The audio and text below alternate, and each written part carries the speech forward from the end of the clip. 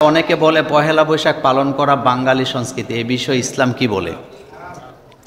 শোনেন, পহেলা বৈশাখটা আসছে মূলত হিন্দু ধর্ম থেকে। কোন ধর্ম থেকে আসছে? আরো জোরে বলেন। হিন্দু ধর্ম থেকে।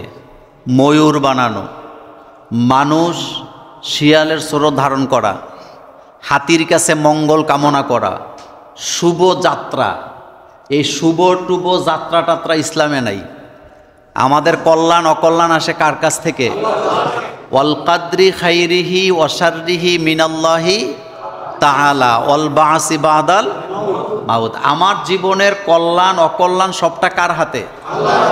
এই যে মঙ্গল যাত্রা যেটা, এটা তারা মনে করে যে ওই দিন এই কাজগুলি করলে তাদের পুরা বছরটা মঙ্গল হবে, অর্থাৎ ওই দিন মঙ্গল নিয়ে আসে। আবার অনেকে এই কথাও বলে ফেলে ঠেলার চড়ে যে মা দুর্গা কিসে চড়ে আসছে? গজে গজে চড়ে আসছে। হাতির মধ্যে কল্যাণ নাই, একটা কথা মনে রাখবেন, কল্যাণ কে দেয়? শিয়ালের মধ্যে কল্যাণ আছে? পহেলা বৈশাখে যারা পান্তা ইলিশ খায় অথচ লোকটা বড় লোক, পহেলা বৈশাখে যারা পান্তাবাদ দিয়া ভর্তা খায় অথচ লোকটা কোটিপতি, তারা গাদ্দার, তারা জাতীয় বেঈমান, তারা গরিবের সাথে তামসা করে। হেতে সারা বছর মরিচ পোড়া দিয়া ভাত খায় না, পেঁয়াজ দিয়া খায় না, পান্তাবাদ তো খাই না, ভাত ফেলে দেয়।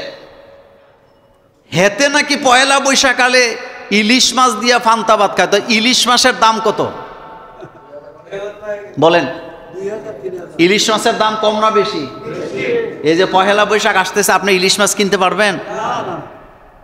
একটা গরিব মানুষ যারা যারা কৃষি কাজ করে, সকালবেলা না খাইয়া মাঠে যায়, সকাল গড়িয়ে যখন দুপুর কাছাকাছি আসে 11টা বাজে, তার স্ত্রী একটা বলের মধ্যে কতগুলা পান্তাবাদ, পেঁয়াজ, কাঁচামরিচ নিয়ে যায়, আইলের মধ্যে বসায় বসায় স্বামীরে খাওয়ায়। এই কৃষকদের দুর্দশা দেখার মতো লোক খুঁজে পাওয়া যায় না, অথচ বৈশাখের নামে তারা কি খায়? পান্তা ইলিশ খায়। তারা এই কৃষকদের সাথেও বেইমানি করে। এই জাতির ভাগ্যের পরিবর্তন করার দরকার। আর ভাগ্যের পরিবর্তন করে কে?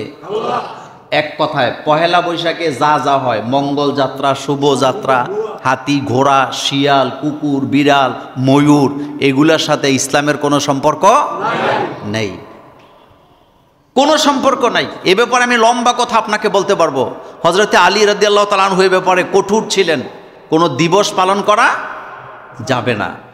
সুতরাং এই মঙ্গল যাত্রা পহেলা বৈশাখে অন্তত আমাদের ছেলে মেয়েগুলো যেন এ ধরনের কোনো কাজ না করে।